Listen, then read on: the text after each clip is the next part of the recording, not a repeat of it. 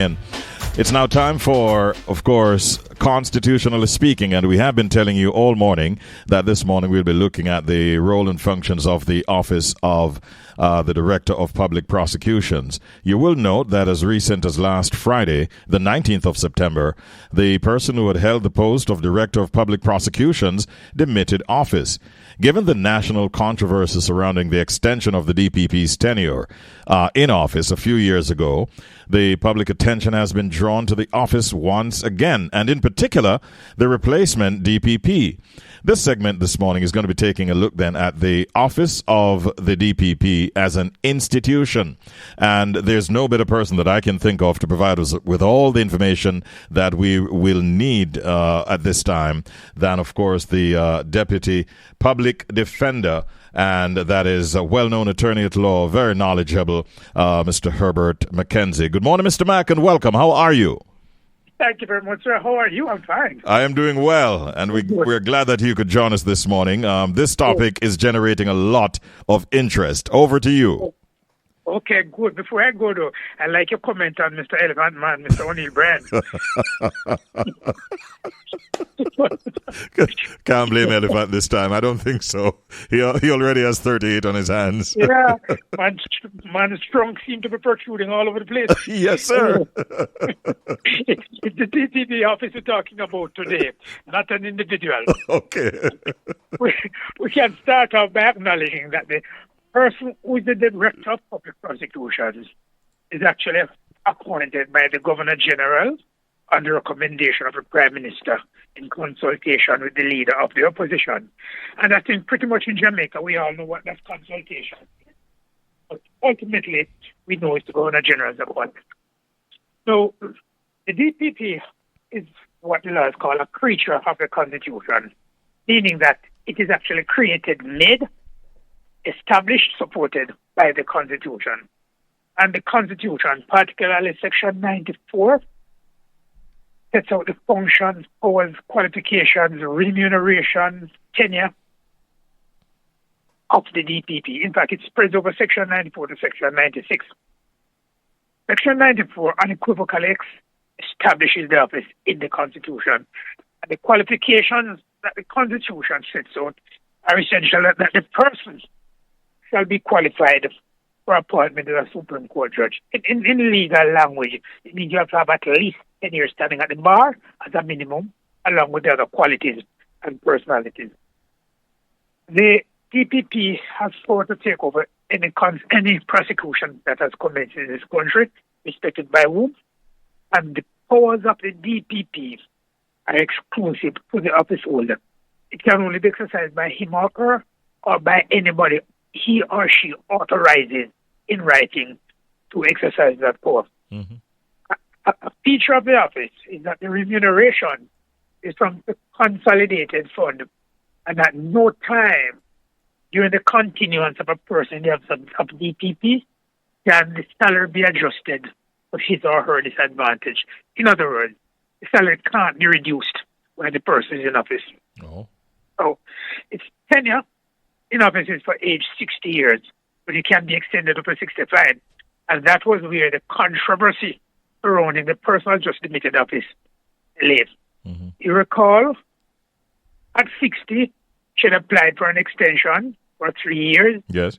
The position painted at the time of the deposit, Constitution allowed it, and then subsequent to that, she got an extension that carried up to 65, which was the one that ended last week, Friday. Mm-hmm. And that, again, had attracted some controversy because it required some constitutional amendment to get through over that 3 years. And I don't think, over that extra 3 years. And I don't think that has been formally settled as yet in the eyes of some person. So, during the tenure of the DPP, he or she cannot be removed. She can only be removed, or he can only be removed for two reasons. Inability to discharge the functions of the office, whether through infirmity of mind or body, or through misbehavior. But even with those grounds, it cannot be dismissal just like that. The Governor General who appoints her will have to be satisfied on a report from a committee that he sets up, he, the Governor General, that the allegations of misconduct or misbehavior on her part are substantiated, or in case of inability to discharge function, the assertions and proof thereof are established. And only when that committee, which functions like a mini commission of inquiry, files that report or submit that report to the Governor General after their inquiry, that the Governor General can act. And if that report says the DPP is to be removed, that's the fate of the DPP. If the report says we don't find evidence to justify any of the assertions or allegations, then the DPP continues in his office. Mm-hmm. And these are constitutional provisions. Now, the DPP office is an important part of the governance structure in this country. The office of the DPP is part of the executive, and it's an independent and standalone office under the Constitution. By standalone, I mean it's not attached to any other office. It isn't a subgroup or subdepartment in any other organizations. And that is important because in some Commonwealth territories, what you have is that the prosecutorial role, that role which our DPP exercises here in Jamaica, is exercised by prosecutors within the Attorney General's chambers. And prosecutorial decisions in cases like those are ultimately the Attorney General's. No. The quote-unquote DPP office in that model is a department or division within the Attorney General's chambers, and the senior or most senior lead prosecutor in that little division or department would be referred to as the principal Crown Counsel or the senior Crown Counsel, and they all report to the Attorney General. Okay. Some constitutions are changing that now to let the DPP office stand as independent, the same way ours is. So it's a model worth following because the DPP, under the law, in exercise of its prosecutorial functions, is answerable to no one. In fact, the Constitution puts it this way, and I'm going to read it word for word. In the exercise of the powers conferred upon him or her, the DPP shall not be subject to the direction or control of any other person or authority. I mean, that is simple, straightforward. The DPP is an independent, standalone office. It falls under the Ministry of Justice solely for administrative purposes only. Salary calculation, leave, and all others. But in terms of function, as a prosecutorial body in law, within the Ministry of Justice, nothing can be directed to her or him, or he or she does not act on the behest of anybody in any other ministry. The Ministry of Justice only is administrative insofar as the Office of the Director of Public Prosecutions is concerned. There have been decisions that have been taken by various DPPs over the years, though, Mr. McKenzie, that especially in high-profile cases when they do not go to trial, and I suppose the DPP has to basically be balancing the public perception with the legal requirements of justice, and sometimes the public is not too happy. We have seen that. Yeah. We have had things like those before. It's a case called, I think it's Patrick Genius, with an allegation was raised against the police. The matter came to court before the DPP, and the DPP decided that based on the evidence there is, he can't mount a legal private prosecution. It was Mr. Kent Pantry at the time, and they took him all the way to the Privy Council. And what the Privy Council said, yes, the DPP did not give anybody any reason at all, but it would be good if he could do it, just for transparency. But he's under no legal obligation. Once the decision is taken, in the capacity of a prosecutor. So that leads me to the next aspect, quickly, is that the office is at the center of the administration of criminal justice in this country.